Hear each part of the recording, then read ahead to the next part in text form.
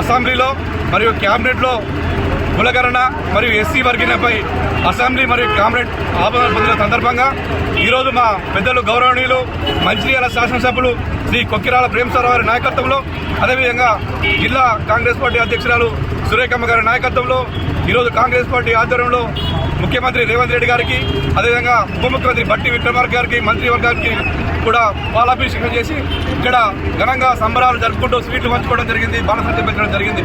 ఏదైతే కులగణన అనే కార్యక్రమం పెద్దలు మరియు కాంగ్రెస్ పార్టీ జాతీయ నాయకులు రేవంత్ రెడ్డి గారు మన తెలంగాణ అసెంబ్లీ ఎన్నికల ముందు తను ఇక్కడికి వచ్చినప్పుడు ఎన్నికల వాగ్దానంలో భాగంగా తెలంగాణలో కాంగ్రెస్ పార్టీ అధికారంలోకి వస్తే కులగణన చేపడతామని చెప్పడం జరిగింది.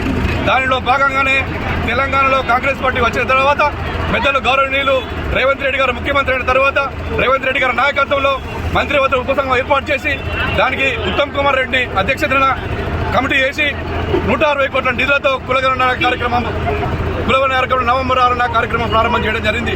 నవంబర్ 6 నుంచి డిసెంబర్ 25 కూడా కార్యక్రమం చేపట్టడం జరిగింది. దానిలో అన్ని వర్గాలకు అన్ని కులాలకు న్యాయం జరిగే విధంగా సర్వే చేయడం జరిగింది.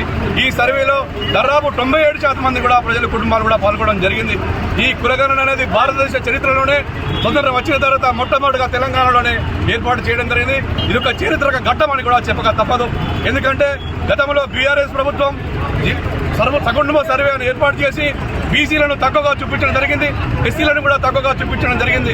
ఈరోజు కులగణన ద్వారా విద్య, ఉపాధి, ఉద్యోగం, ఆర్థిక రంగాల్లో వెనుకబడే వారికి అందరికీ కూడా న్యాయం జరుగుతుంది. అదేవిధంగా పరిపాలనలో కూడా సంక్షేమ పథకాలు కూడా అన్ని కులాలకు అంతే అని చెప్పి ఈ సందర్భంగా తెలియజేయడం జరుగుతుంది. అదేవిధంగా ఈరోజు కులగణన చేపట్టడం ద్వారా ఉద్యోగ అవకాశాలు అన్ని వర్గాలు కూడా సమానంగా వచ్చే అవకాశాలు రిజర్వేషన్ కూడా కల్పించే అవకాశాలు కూడా ఉంటాయి. అదేవిధంగా ఎస్సీ వర్గీకరణ ఏదైతే సుప్రీంకోర్టులో తీర్పు వచ్చిన తర్వాత వెంటనే ముఖ్యమంత్రి రేవంత్ రెడ్డి గారు వెంటనే స్పందించడం జరిగింది. మేము సుప్రీంకోర్టు తీర్పుకు అనుగుణంగా ఇక్కడ ఎస్సీ వర్గీకరణ చేపడతామని చెప్పడం కూడా జరిగింది.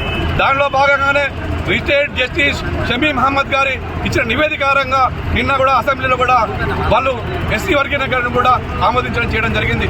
ఈరోజు అట్టడుగు వర్గాలకు బీసీ, ఎస్సీ, ఎస్టీ, మైనార్టీ అట్టడుగు వర్గాలకు ఈ కులగణన ద్వారా లాభం చేకూరుతుంది. కేవలం ఇది ఒక దళిత బీసీ వర్గాల అందరికీ కూడా న్యాయం జరిగే ఒక కార్యక్రమానికి చెప్పక తప్పదు. అదేవిధంగా ఈ కులగణన చేపట్టే ముందు ప్రభుత్వం అన్ని వర్గాల సూచనలు, సలహాలు కూడా తీసుకోవడం జరిగింది. మేధావి వర్గాలు, కుల సంఘాలు, ప్రజా సంఘాలు, అదేవిధంగా మీడియా మిత్రులు ప్రతి ఒక్కరి యొక్క సలహాలు కూడా తీసుకోవడం జరిగింది. దానిలో భాగంగానే ఇక్కడ మంచిర్యాల జిల్లాలో పెద్దలు ప్రేమసారావు గారు, సురేఖమ్మ గారి ఆధ్వర్యంలో నవంబర్లో కూడా ఇక్కడ అన్ని కుల సంఘాలు, అన్ని ప్రజా సంఘాలు మేధావులతోటి సందర్శన ఏర్పాటు చేసి అందరి అభిప్రాయం కూడా తీసుకోవడం జరిగింది. ఈరోజు ఈ కులగణనకు ప్రతి ఒక్కరికి మద్దతు కూడా ఉంది, ప్రతి ఒక్కరు కూడా సంతోషం వ్యక్తం చేస్తున్నారు. ఈ కులగణన జరగడం చాలా సంతోషకరమైన విషయం. ఎందుకంటే ఈరోజు ఈ కులగణన మన తెలంగాణ రాష్ట్రంలో జరిగింది, మొత్తం భారతదేశం అంతా కూడా జరగాలని చెప్పి అసెంబ్లీలో తీర్మానం చేసి కూడా పంపించడం జరిగింది. ఈ కులగణన ద్వారా అట్టడుగు వర్గాలైన బీసీ, ఎస్టీ, మైనార్టీ వర్గాలకు అందరికీ కూడా న్యాయం చేకూరుతుందని తెలియజేస్తూ ఈరోజు ఈ కార్యక్రమాన్ని తీసుకున్నందుకు మిత్రులు రేవంత్ రెడ్డి గారికి, అదేవిధంగా ఉప ముఖ్యమంత్రి బట్టి విక్రమార్క గారికి, మంత్రివర్గానికి, ఎమ్మెల్యేలకు అందరికీ కూడా మేము కాంగ్రెస్ పార్టీ నుంచి ధన్యవాదాలు తెలియజేయడం జరుగుతుంది.